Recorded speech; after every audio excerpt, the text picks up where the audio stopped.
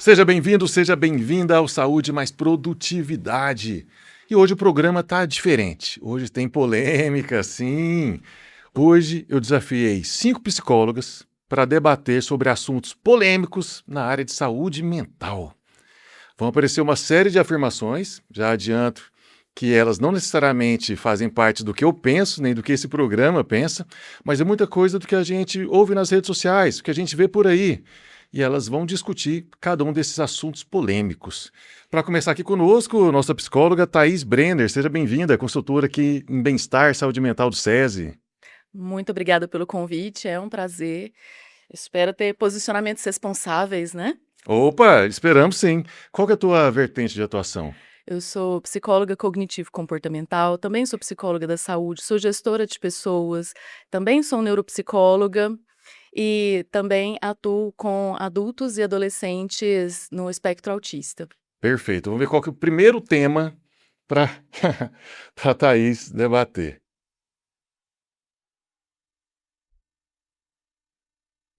Todo mundo tem ansiedade hoje em dia ou banalizamos o termo? Todo mundo tem ansiedade hoje em dia. Mas eu vou ser mais preciso no que a pergunta quer dizer. Todo mundo tem uma ansiedade patológica? Porque algum nível de ansiedade é normal ter. Nós precisamos da ansiedade para sobreviver, Tá, né? Partindo de um viés biológico, nosso sistema nervoso, ele autônomo, ele tem o lado simpático e o parasimpático, né. Então, o que faz o nosso coração bater é o simpático, e o que faz o coração acelerar também é o simpático. Então o que traz a homeostase, né, traz o equilíbrio é o parasimpático. Então o nosso sistema nervoso, ele é predominantemente simpático, e está ali mantendo um equilíbrio. A partir disso, o nosso cérebro, ele compreende situações de risco, né, correto. então para lutar ou fugir. Isso já é desde a nossa evolução como ser humano. O que que acontece? Antes, né, lá no começo do desenvolvimento da humanidade, como nós éramos das cavernas, australopithecus, etcétera, precisávamos fugir, correr atrás da comida, se proteger. Então, o nosso sistema nervoso autônomo simpático, ele nos preparava para lutar ou para fugir. Hoje em dia, quando a gente fica ansioso, pensamentos insistentes sobre uma preocupação, uma prova, um trabalho, o nosso cérebro interpreta que nós estamos numa situação de perigo. Sim. E aí o corpo vai responder como se você tivesse que lutar ou fugir. Nesse momento vem uma crise de ansiedade. Só que para falar de uma ansiedade patológica, a gente precisa pensar também em qual é a intensidade dessa crise de ansiedade e a frequência. Que aí a gente pode falar de transtornos ansiosos. Então, foi uma crise de ansiedade, uma crise de pânico, ou já se trata de um transtorno ansioso, Mas eu né? acho, Thaís, pegando assim, tentando ser polêmico com uma pergunta, né? Eu acho que a pergunta quis explorar o seguinte aspecto. A gente tem ansiedade que é gerada por motivos muito complexos e graves, e todo mundo passa por situações assim na vida. Mas parece que cada vez mais a gente, enquanto sociedade, está tendo crises de ansiedade por motivos banais. Como uma pessoa vai conhecer a outra, dá uma crise de ansiedade. A pessoa vai ter que fazer uma prova, nem é a última prova do semestre, nem é o Enem, é uma prova qualquer, e dá uma crise de ansiedade. A gente não está tendo muita ansiedade por problemas não tão relevantes? Tem 2 críticas presentes, né, agora Vamos tudo é lá. ansiedade e hoje em dia as pessoas não estão resistentes a situações que eh, exigem delas, presença, né, exige se mostrar, mostrar o rendimento, assim, são várias razões.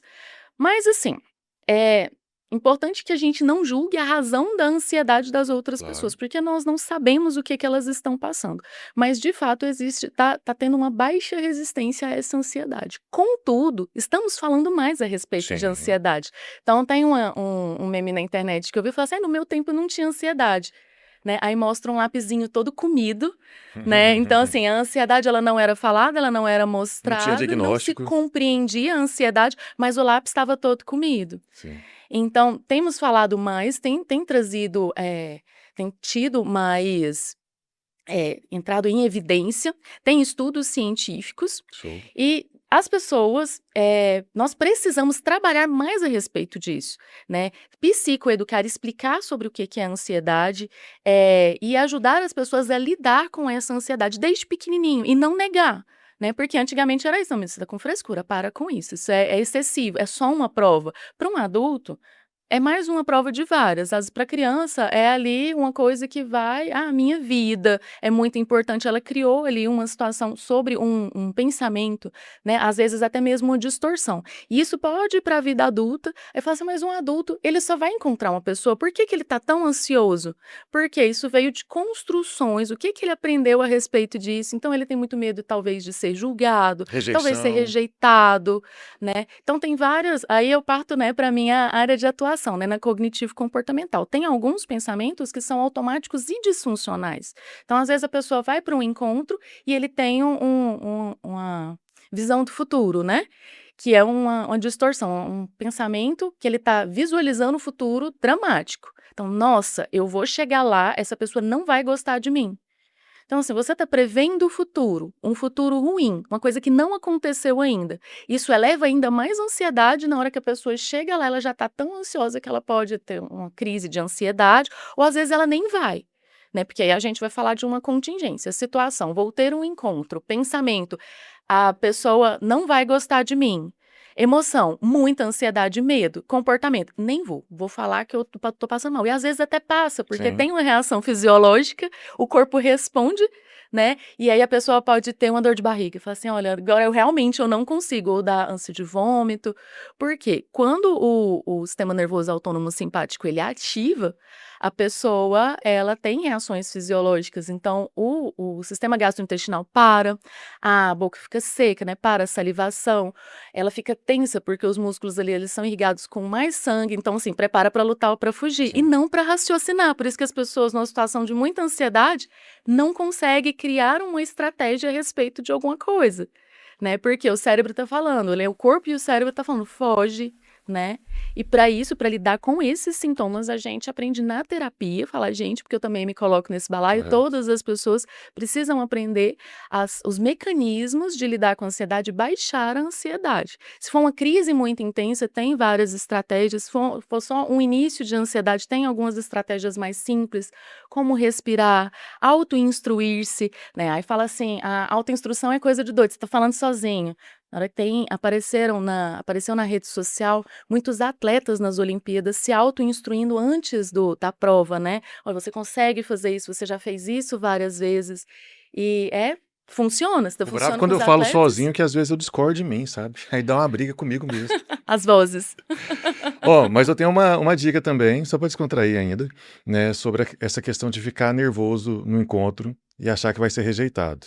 Eu só marco encontro em lugar bom. Porque aí se eu for rejeitado, pelo menos eu comi e bebi bem, sabe? Então a noite não tá desperdiçada. Boa, Vamos pro próximo tema? boa.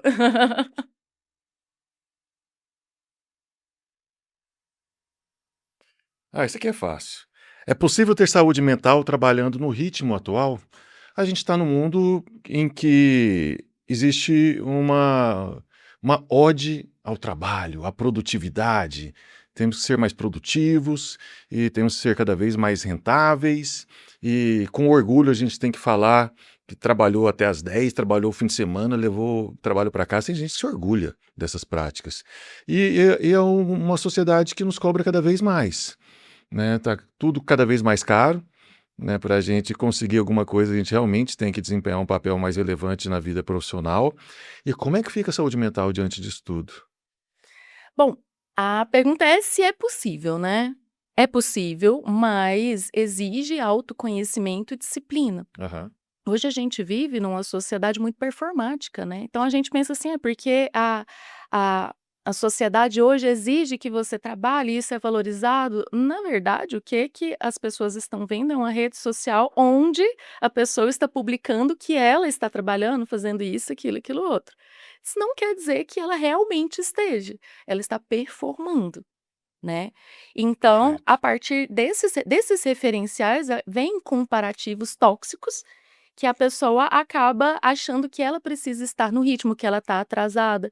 Tem uma terminologia chamada FOMO, né, agora eu não me recordo qual que é o significado. Fear of missing out. Isso, muito Medo de bem, ficar de fora. obrigada. Medo de ficar de fora. Medo de ficar de fora, então tá todo mundo fazendo isso, então eu tenho que estar fazendo isso, eu tenho que estar surfando nesse hype também, então tá todo mundo trabalhando muito, eu vou trabalhar muito, todo mundo fazendo beach tennis, eu vou fazer beach tennis também, né. E aí tem outros modos. E aí trazendo pro trabalho, com esse comparativo a pessoa acha que ela tá ficando para trás, que ela não pode ter tempo, livre, que ela tem que estar sempre performando. Sempre ocupada. Sempre ocupada. E aí a gente chama atenção para qual é o seu ritmo pessoal, qual é o seu limite, né?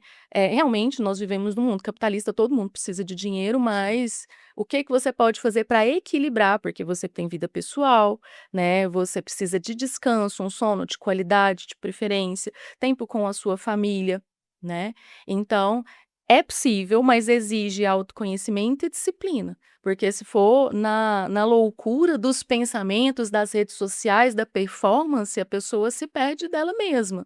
E quando ela vai ver, ou então talvez numa questão até mesmo financeira, né? Eu preciso de muito dinheiro, e vai correndo atrás de várias coisas e acaba esquecendo outros aspectos da vida que merecem atenção. E o burnout vem a partir disso, né? Eu não estou me cuidando, eu não estou tendo tempo para mim, eu não estou tendo tempo para minha família, eu estou ali naquele só pensando em trabalho, produtividade e não estou me cuidando, né? E nisso entra também, inclusive, fazer terapia. Fica parecendo que eu estou puxando a sardinha para o meu lado, né? Faça terapia, mas o autoconhecimento é muito importante. Saber onde é que você está errando, onde você pode melhorar. Perfeito, explicação excelente. Muito obrigado pela sua participação, doutora Thaís Brenner. Vamos falar com uma colega sua agora. Não teve polêmica. Não teve polêmica, você pegou Que só bom. pergunta fácil. Que ótimo. Eu acho que a Thaís deixou as difíceis só para vocês, tá? Então, por favor, nossa próxima psicóloga aqui que vai pegar só as polêmicas.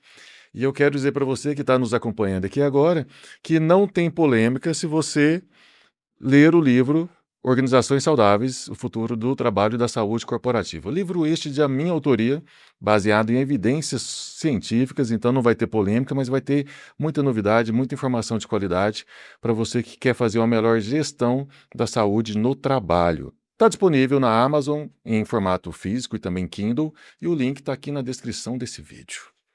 Bom, estou aqui agora com a doutora Darlene Araújo. Seja bem-vinda. Obrigada, bom dia. Bom dia. Qual que é a tua linha de atuação? Eu sou psicóloga clínica e psicóloga organizacional. Dentro da clínica, eu atuo com a terapia cognitivo-comportamental. Eu vejo muita gente atuando com TCC. TCC é uma abordagem que hoje ela é mais recorrente, será? Mais frequente? O que que você acha? Hoje, a TCC ela é uma das abordagens com maior respaldo científico, né? Então, hoje, inclusive para alguns tratamentos, né, alguns transtornos, ela é bastante indicada. E hoje em dia, realmente, né, alguns pacientes eles já vêm perguntando se realmente a especialização é de TCC, então eles já vêm muito com esse conhecimento. Legal. Vamos ver o que que vem para você aqui então, doutora Darlene.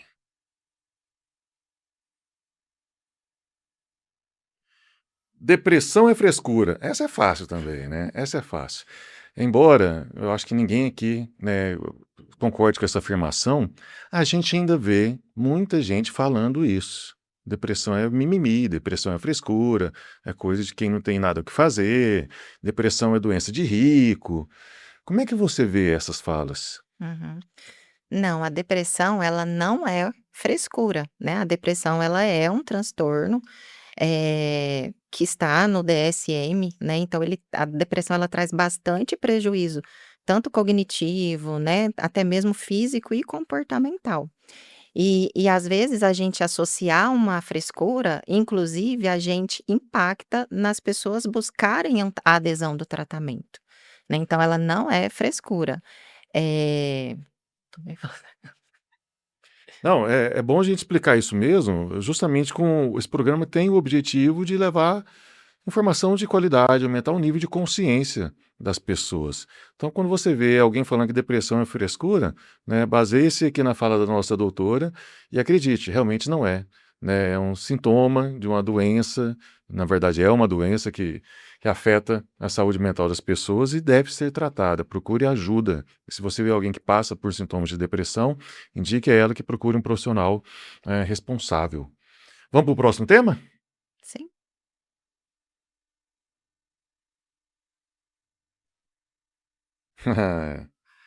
Você falou da TCC, que é a sua abordagem, e como ela tem muita comprovação científica. O tema da vez é: psicanálise não tem comprovação científica. E aí? Psicanálise é aceita como uma abordagem válida? Uhum. A gente precisa ter muito cuidado nessa informação, né? Porque a psicanálise hoje, ela não tem tanta comprovação científica como outras abordagens, como, por exemplo, a terapia Ok. cognitivo-comportamental. Mas a psicanálise, ela tem bastante relevância histórica, né. Sim. Então hoje, quando a gente fala, por exemplo, de psicologia, as pessoas associam a quem? A Freud, né. Então a psicanálise, ela foi a pioneira, e hoje a gente tem bastante relevância histórica pela psicanálise. O que às vezes hoje as pessoas falam, principalmente dessa questão, né, mais científica, porque a psicanálise ela é uma terapia a longo prazo, né, então o processo terapêutico ele é a longo prazo. Diferente de outras abordagens que às vezes vêm com um processo terapêutico mais rápido. Você E hoje conseguiria explicar para o nosso público, muitas vezes leigo, quais são as principais diferenças, por exemplo, da psicanálise para cognitivo comportamental? Uhum. A psicanálise ela trabalha muito com o subjetivo, os processos inconscientes, processos de regressão ao passado, e a terapia cognitivo-comportamental, ela trabalha mais a questão da percepção dos pensamentos, como os nossos pensamentos influenciam nas nossas emoções e, consequentemente, nos nossos comportamentos. E ela é um processo mais prático e mais rápido. Em termos de efetividade, tem alguma que é mais efetiva que a outra? Você já falou que uma é mais rápida que a outra, Aham. mas mais efetivo, tem isso ou não? Eu falo assim, que dentro do processo terapêutico, a gente precisa olhar muito também o que é melhor para o paciente. Então, dentro do processo, né, tem toda a questão do cuidado, da empatia também, né, com o profissional. Então, quando a gente fala de efetividade, eu acho que vai muito também do perfil do paciente, né. Então, assim, eu conheço profissionais pessoas que fazem o processo terapêutico dentro da psicanálise e têm bons resultados. No mesmo tempo, dentro da TCC também tem bons resultados. Eu acho que tem abordagem para todos os gostos. Vai muito do perfil, né, do estilo. Mas eu Isso. te pergunto, vai muito também do paciente acreditar naquilo, né, acreditar no sucesso da tua terapia, independente da abordagem. Porque, como você falou, psicanálise tem uma abordagem mais subjetiva. Então, eu imagino que o paciente já tem que comprar aquela ideia. Ele tem que se imergir naquela linha de raciocínio para ele conseguir ter uma melhora. O Uhum, paciente que não se conecta com isso não vai conseguir uhum. evoluir no tratamento. Sim, eu falo que em todo o processo tem a parte do terapeuta, né, que Sim. ele está ali para dar todo o apoio, mas tem a parte também do paciente. Inclusive, dentro da TCC, eu sempre passo, por exemplo, tarefas de casa para o paciente, né. Então eu falo assim, é o comprometimento de ambas as partes. Então, se um paciente ele vai tratar com um profissional da psicanálise, isso não é inadequado, Não, de não, de forma forma alguma. alguma. Perfeito, perfeito, perfeito. Nomes da psicanálise que a gente lembra aqui, Freud, você já citou, Jung, Jung. Lacan, Uhum. Sim. e psicologia moderna, baseada em evidências, saiu daí, né? Uhum. Nasceu, Sim, nasceu sim. de todo esse trabalho feito lá atrás. Sim, sim. Bacana. Doutora Darlene, foi um prazer conversar contigo. Saiu super bem. Eu tô achando que esse programa tá muito morno. Vou colocar mais polêmica aqui. Tem pouca polêmica aqui hoje, tá? Vou convidar então a nossa próxima colega, nossa próxima doutora para participar aqui conosco. E você pode já deixar seus comentários aqui no vídeo. O que mais você quer saber sobre saúde mental?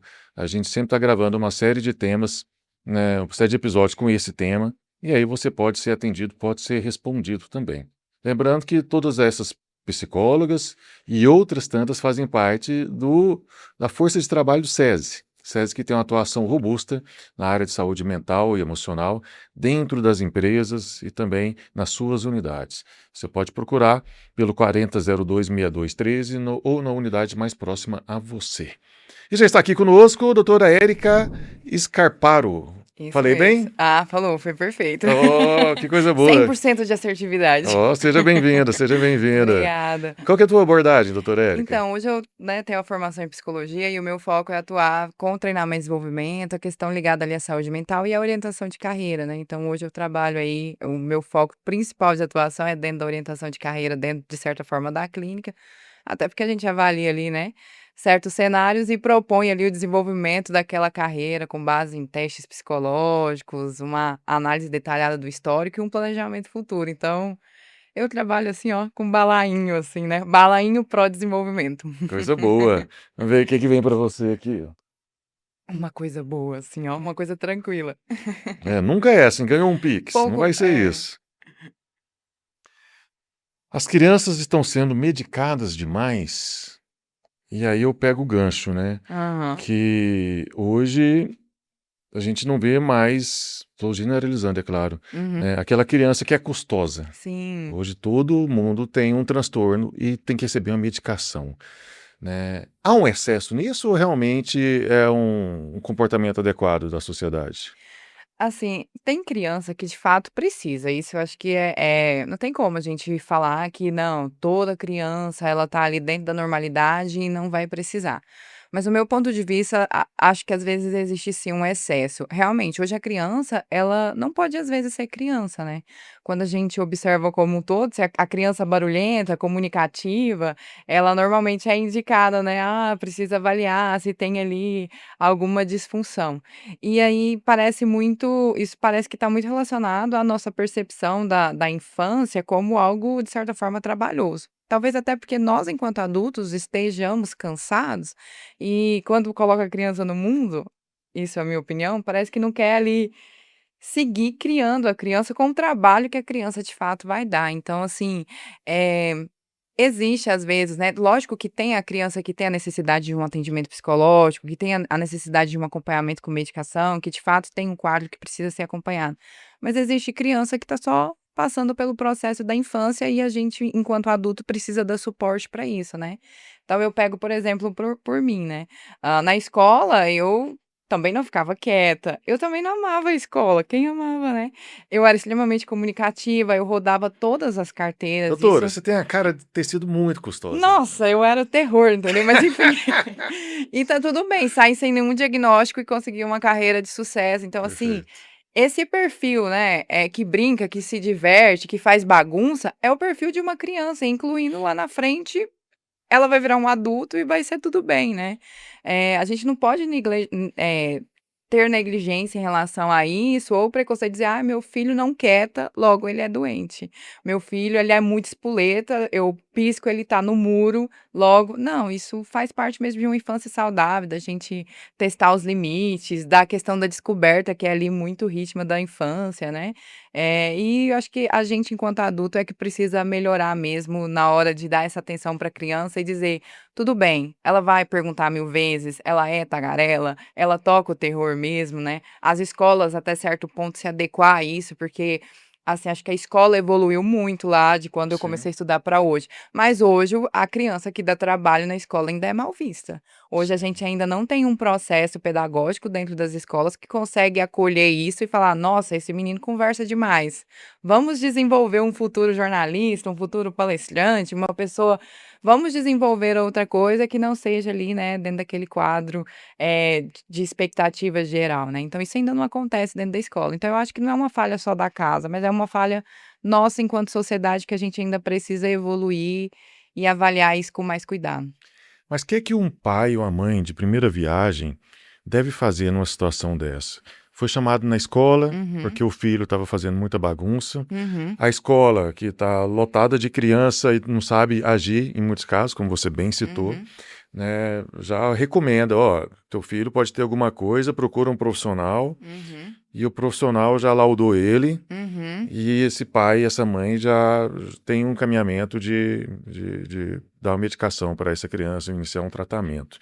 Qual que deveria ser a conduta, então, de um pai e de uma mãe sem experiência, que está Uhum, tentando, os uhum, dois trabalham o dia inteiro também, não tem aquele uhum. tempo para dedicar à criança, como é que Sim. faz? Então, eu assim, uma coisa que eu sempre falo muito, principalmente dentro do processo de orientação de carreira, para incluir no adultos, é o seguinte: o diagnóstico, ele precisa vir para poder somar e potencializar a gente, não para ser uma muleta.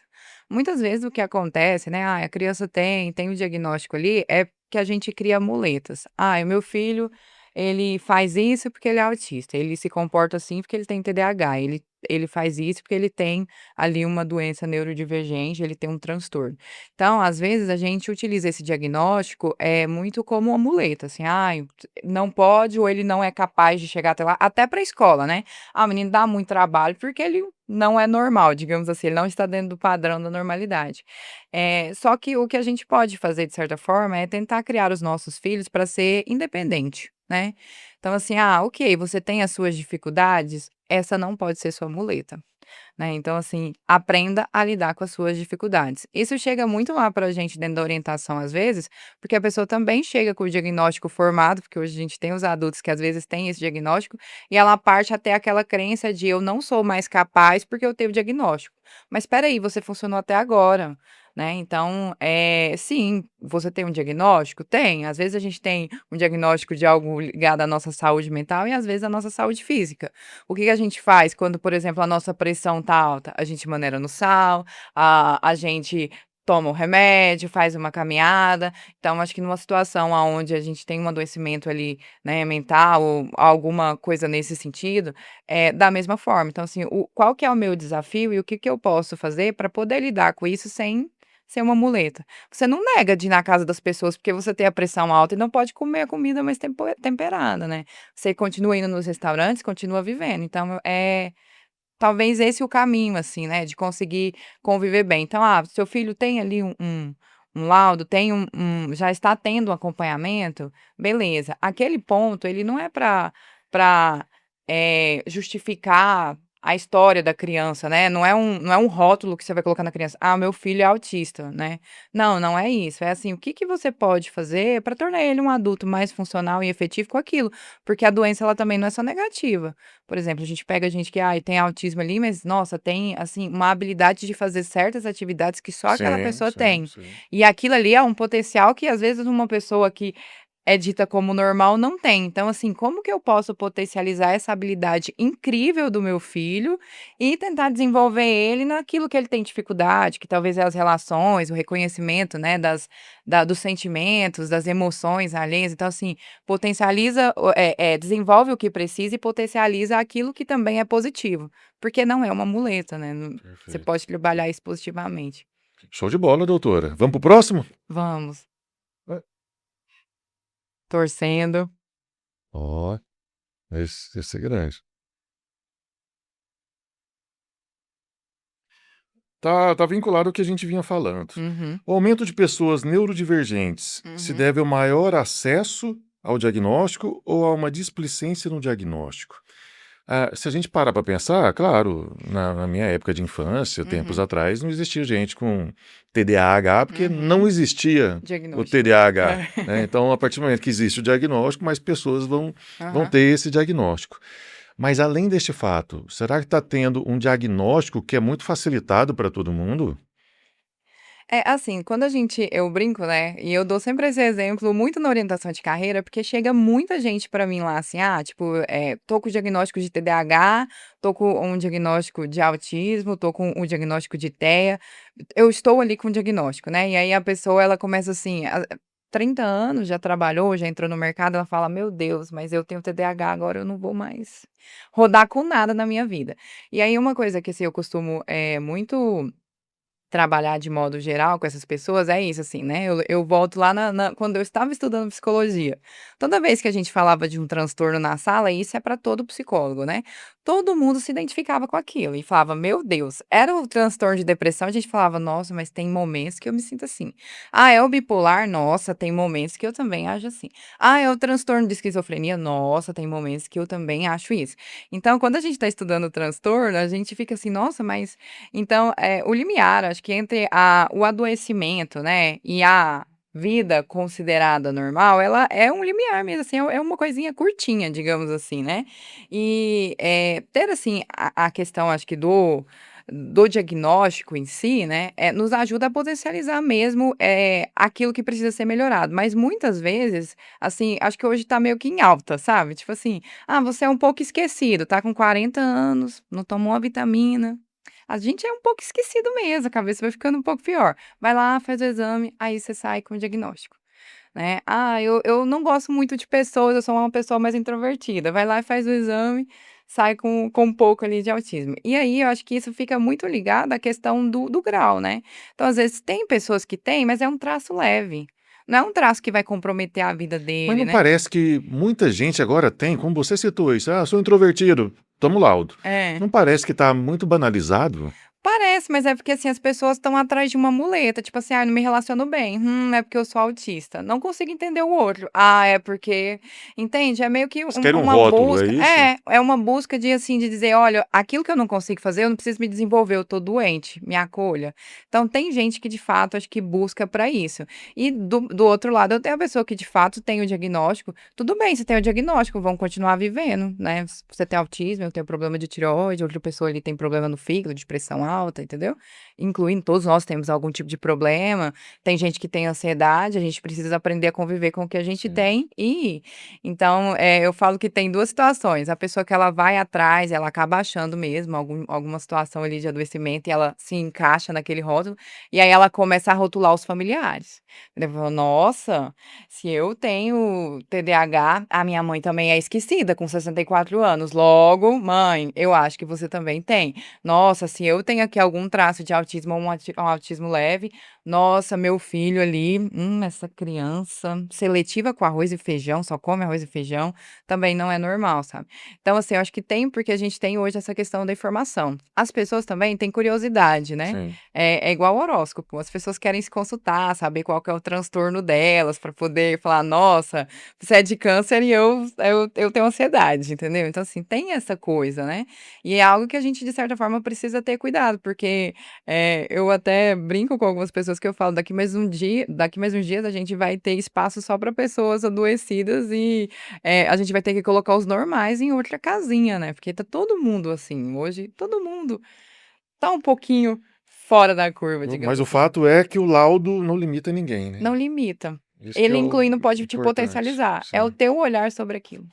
Outra coisa que eu vejo muito também é algumas pessoas querendo ter um laudo, Uhum. né, para ter acesso a alguns benefícios. Sim. Como, por exemplo, a pessoa pega um laudo de TEA Uhum. para comprar um carro como PCD. E aí tem um Sim. desconto importante no carro. Mas não é só aí não é, eu acho que o buraco é muito embaixo. Tem também gente que vai atrás do laudo para conseguir aquela vaga PCD, né, porque a empresa normalmente Sim, quando a gente fala de PCD tá todo mundo, toda empresa às vezes se preocupando e lutando pelo verdade. PCD, né. Dentro do RH é o nosso público mais seleto.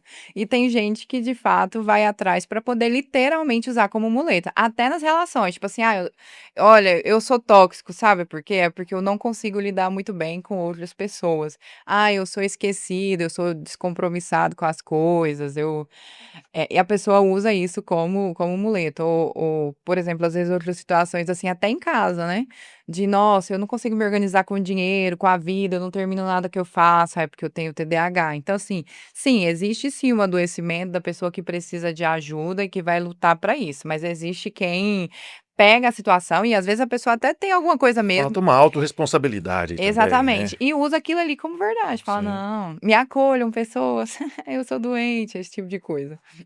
É isso. Polêmico. Sinal dos tempos, ou final dos tempos, não sei. É, Muito obrigado, doutora obrigada Érica. eu. Vamos chamar agora a doutora Nara Lídia, que vai bater um papo gostoso aqui com a gente, né? Faltam 4 temas, a gente vai fazer 2. Vamos ver o que é que vai sair para a doutora Nara.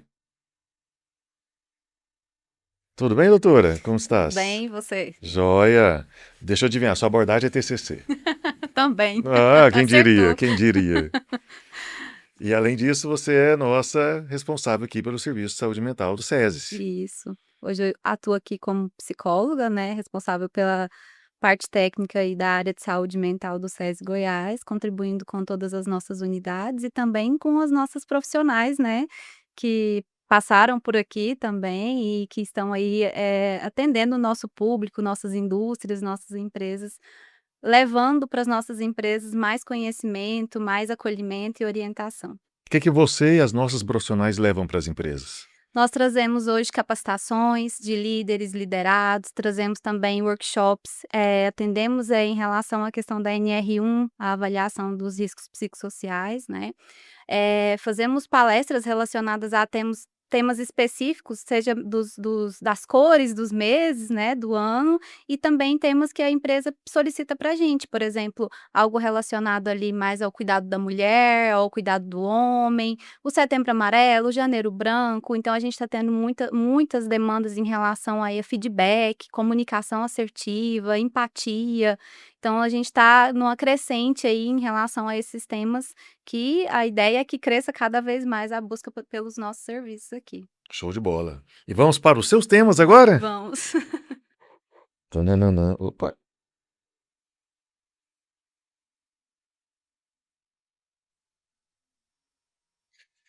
A terapia virou produto de consumo? Tá na moda fazer terapia?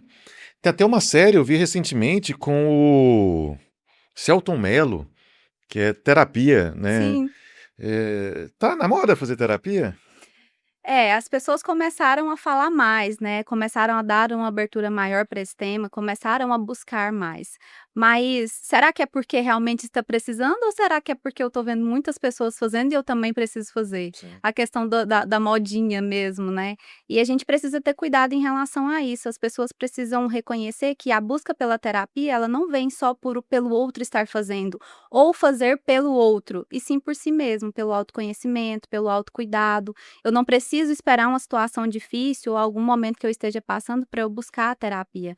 A partir do momento que eu busco, que eu promovo esse autoconhecimento, eu consigo ter mais equilíbrio para me lidar com as dificuldades, né, as adversidades, as frustrações, porque a gente sabe que diariamente a gente está exposto a várias situações de frustrações e como eu lido com isso. Então, as redes sociais, elas trazem esse formato de visão, né, em relação à terapia, como se fosse algo eu vou fazer porque tá todo mundo fazendo, mas às vezes eu não vejo tanto sentido nisso, eu não estou me dedicando como eu deveria, eu estou gastando o meu dinheiro e o meu tempo e não estou tendo, talvez o retorno que eu gostaria, porque eu também não estou me disponibilizando como eu deveria para ter, essa evolução que eu estou buscando. Então, virou moda, mas a gente precisa ter cuidado no que eu realmente quero, no que eu realmente busco, né, e o quanto eu estou disposto a me cuidar, né, a fazer esse tratamento de forma assertiva. Eu brinco que, modo ou não, é melhor fazer do que não Com fazer. Você não certeza. precisa esperar você ter uma crise para você ir para terapia. Sim. Assim como você não precisa esperar, chegou o verão, vou para a praia, então agora eu vou na academia. Não, já vai Isso. fazendo academia ao longo do ano. Vou comprar um carro agora, vou poupar dinheiro. Não, vai poupando dinheiro ao longo do ano. Mesma coisa com a terapia. Sim. Você precisando ou não de forma imediata agora, já vai fazendo. A Tenho gente certeza que vai descobrir muita coisa sobre você. Com certeza. Hoje a gente tem muita questão do cuidado estético, né, a nutrição, a cuidado com a alimentação, a busca aí pela fazer academia e tudo mais. Eu tô cuidando da minha parte exterior, né, assim da parte interior também, mas e a minha saúde mental, como que tá? Então assim como eu invisto nessas outras questões, por que não investir na minha saúde mental e colocar isso como algo parte da minha rotina? Show de bola. Essa perguntinha foi bem mamão com Ah, açúcar, não, hein, que isso. doutora? Eu acho que a Isabela tá puxando seu saco. Vamos ver aqui.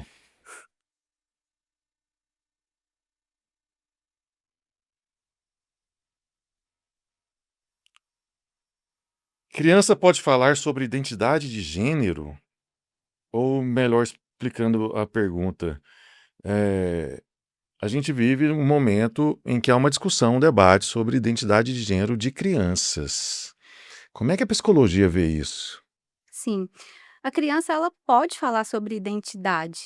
A partir do momento que a criança começa a apresentar, falar o nome dela, falar sobre o que ela gosta, as coisas que faz ela se divertir, né, o que ela não gosta, ela já está falando ali da sua identidade, da sua personalidade. E é importante ter esse estímulo para realmente a criança ela se desenvolver a ponto dela conseguir identificar, né. Então, assim, às vezes a criança ela é um pouco mais reprimida por não ter esse estímulo, por não ter essa orientação ou por quando ela vai falar sobre algo dela, o que ela gosta, ela ter essa limitação ali dentro do seu próprio lar. E quando a gente dá essa abertura, a criança ela se desenvolve mais, ela cria mais habilidades, ela cria o poder de si mesma, né. Apesar da gente estar falando de crianças, hoje a gente vê crianças que elas são muito determinadas, né. A gente uma geração que vem aí com crianças que nascem e logo ali já começam, a criar suas habilidades de comunicação, a forma de se Sim. comunicar. Então, eu acredito que sim, que elas devem ter essa abertura, que podem falar. A psicologia fala sobre isso, né, que quanto mais as crianças são estimuladas para falarem de si, falarem o que gostam, elas estão criando uma identidade, uma personalidade baseada naquilo que elas gostam, naquilo que elas querem. Então, por que não elas não terem essa liberdade e essa abertura? E o fato delas falarem algum gosto pessoal, agora focado na identidade de gênero, isso as define como determinado gênero? É muito inicial, Sim, né, a gente trazer que é uma definição, porque, a criança está no começo da sua vida ali, a gente fala que a personalidade da criança, ela é definida até os 7 anos, então a partir dos 7 anos ela já tem ideia ali mais ou menos do que ela gosta, no sentido de, determinação mesmo, né. Então, quando a gente traz para esse ponto aí, é importante a gente dar essa liberdade, como eu disse, para que ela se construa nesse sentido, para que ela evolua, mas, claro que os pais, eles não deixam de orientar, né, não deixam de trazer ali, eh, a questão do gênero, de explicar. A ideia é que isso aconteça, né, que tenha essa comunicação em clara tese. até, né, a ideia, né, a expectativa é que isso aconteça, mas muitas vezes as famílias não estão preparadas para comunicar, para trazer, para esclarecer, para orientar, até para a questão do preconceito, né, que pode cometer na escola, com um amiguinho. Então isso tudo aí também vai muito da criação, de como a criança é orientada, de como ela é educada mesmo. Vez ou outra a gente vê notícias dessas passeatas, manifestações LGBTQIA+, e aí tem alguém com a faixa assim: "Crianças trans existem". Aí eu pego você falando, personalidade se forma até por volta de 7 anos. O córtex pré-frontal se desenvolve aí até por volta dos 21. Crianças trans existem? Olha, isso é muito complicado, viu, de se debater. Mas eu vou falar da minha percepção como pessoa Claro, e não como profissional, tá? tá. Eu acredito que não. Eu acredito que é algo que se desenvolve mesmo ao longo do tempo. Crianças, eu acho muito difícil. Talvez a partir da adolescência isso possa se soar aí mais latente. E eu concordo contigo por esses motivos, né, que Uhum. eu apresentei. Ela não está totalmente formada, Sim, né, não está totalmente madura em todos os seus suas trilhas sim, neurais, em todo o seu sua ideação de mundo. isso. Eu acho muito sério, né, ter esse rótulo logo cedo. Exato, exatamente. Se ela vai decidir alguma coisa no futuro é uma outra questão, Sim, ela tem direito disso. total. Mas eu acho que muito cedo eu fico bastante preocupado É, também. sim. Viu, nem todas seriam fáceis, tinha que ter Uhum. uma polêmica mesmo. Mas, ó, eu sei que, são 2 perguntas para cada uma, mas eu quero fazer uma que tá aqui, porque eu tenho essa dúvida, tá. Constelação familiar. Constelação familiar, ela tem evidência científica, não tem? É uma abordagem válida, não é válida? A constelação familiar, ela vem como um complemento da terapia. Ela não é comprovada cientificamente, ela não tem embasamento científico, então ela não pode ser utilizada como uma comprovação científica baseada na psicologia. Ela pode vir como um complemento dentro do processo terapêutico que a pessoa está fazendo. Então, Não. Quando você fala um complemento, como uma ferramenta. Isso, exatamente, como uma estratégia mesmo Ok. dentro da terapia para poder trazer ali as questões da pessoa, né, do paciente, mas ela não tem comprovação científica e ela não pode ser utilizada como tal. Perfeito. Agradeço muito, doutora Nara Lídia. Muito obrigado aí pela tua participação, pelos teus trabalhos. Agradeço aí as nossas 4 debatedoras de hoje, doutora Thais Brenner, doutora Darlene Araújo, doutora Érica Scarparo, doutora Nara Lídia. E quero falar que eu já preciso, de um psicólogo, porque eu falei no início desse episódio que seriam 5 e são 4. Né? Eu já estou vendo gente onde não tem, né? Me perdoem por isso. Mas principalmente eu agradeço você que nos acompanha aqui no Saúde Mais Produtividade, também a nossa equipe técnica, Eduardo, Isabelle, Bruno César, Ricardo também está aqui conosco, né? Nossos sponsors, Claudemir Bonato, Sandra Tokarski, André Rocha, e muito obrigado pela sua audiência. Te vejo no futuro.